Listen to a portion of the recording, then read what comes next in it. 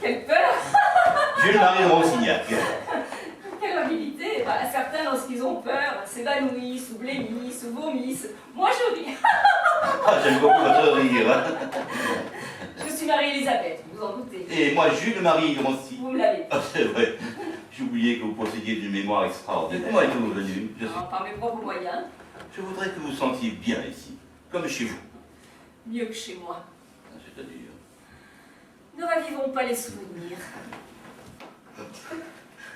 J'aime votre robe, votre rire, la grâce de votre démarche, la fascinante gravité de votre regard, perdu dans je ne sais quel songe intérieur qui ne s'achève jamais.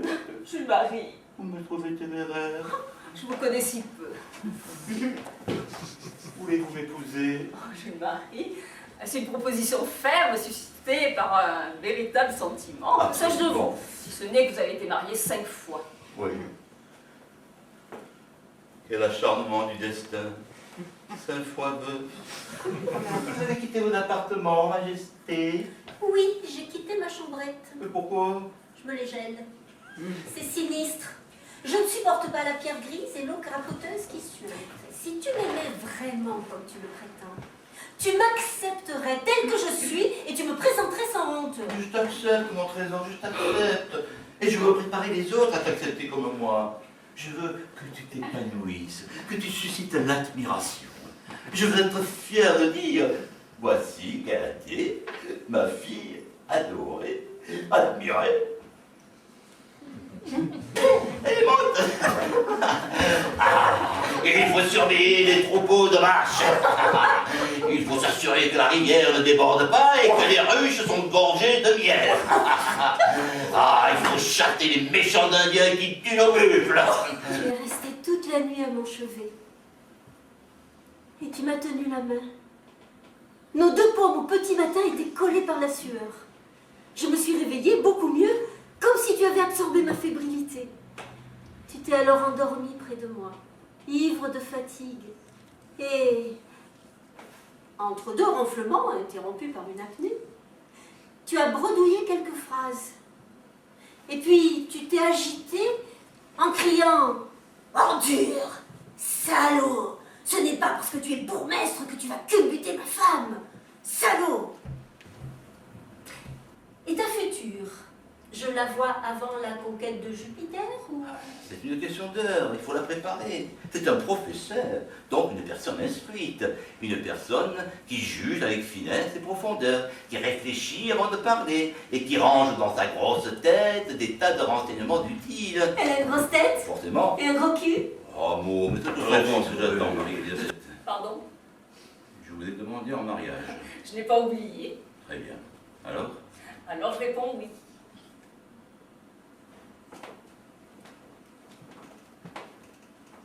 Je peux baiser votre main. Faites donc, faites donc. Je peux baiser votre pied. Faites donc, faites donc. Et de surcroît, je vous aime et vous m'aimez. Et de surcroît, vous me voulez pour époux. Et de surcroît, je suis libre puisque je suis veuf. Et de surcroît, vous êtes libre puisque personne n'a voulu vous épouser. Moi?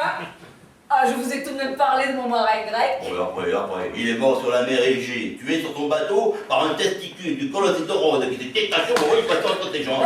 Mais non, mais non. Monsieur. Il voyageait sur un bateau de turc qui n'avait plus de vivre à bord. Mon marin grec passa par-dessus. Une bouche de moins. Il avait une bouche énorme et chaude. Il était brûlant et passionné. Vous n'avez pas maintenant marié la bête, me parler d'histoire de cul. Mon père vous a-t-il raconté que j'avais décapité un certain nombre de ses femmes? Non, il ne m'a rien dit, dit-elle. Il avait laissé traîner son sabre. Imprudent.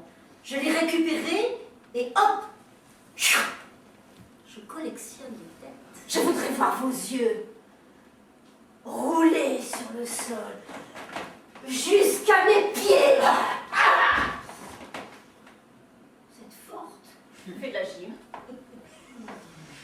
Vous ne pourrez pas tordre la lame d'un sabre quand je vous couperai la tête. Ah, nous ne laisserons pas notre portée les objets dangereux. Pas de couteau, pas d'ouvre-boîte, pas de tournevis non plus. Pas de lame de rasoir, ni de râpe à fromage.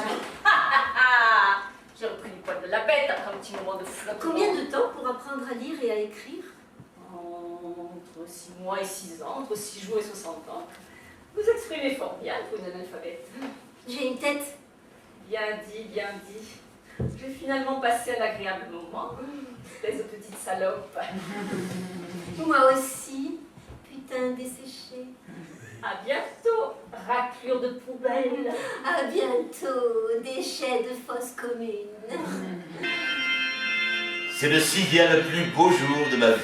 Quelle cérémonie, quelle chaleur dans l'assistance. Le bourgmestre m'a broyé la main de bonheur. Non, c'est terne, votre maître, je vous en supplie.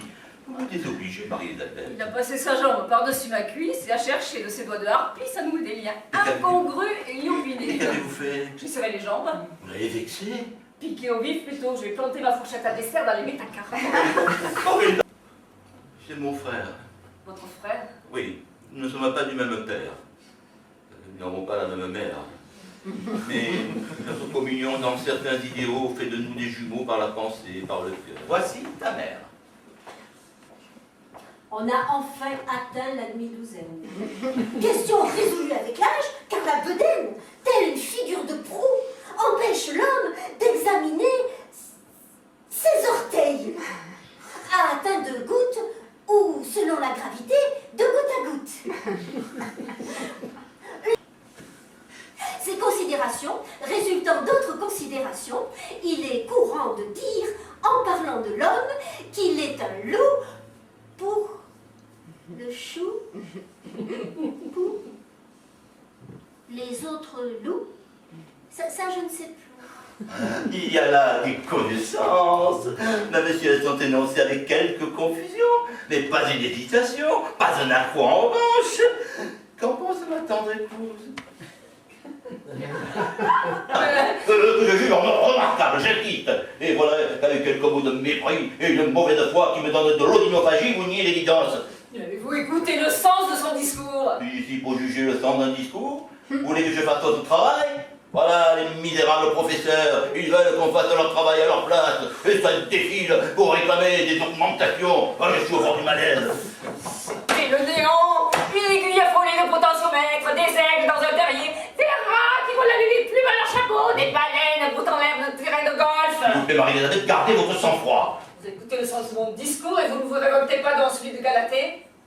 Galatée, sans me fâcher, je t'interroge. As-tu récité, avec brio, je constate, ce qu'on t'avait demandé d'apprendre? Oh mais évidemment, quelle question inutile! Où veut-on en venir? L'heure n'est plus au débat, mais aux ébats. Bonne fête, maman, papa.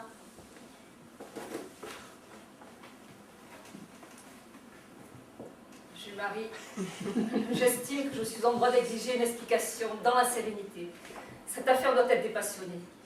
Taisez-vous. Jules Marie, Il s'agit pour moi à la fois d'une déception et d'un déchirement. même si tout ce qui touche Galatée vous Il ne touche. s'agit pas de Galatée. Il s'agit de vous.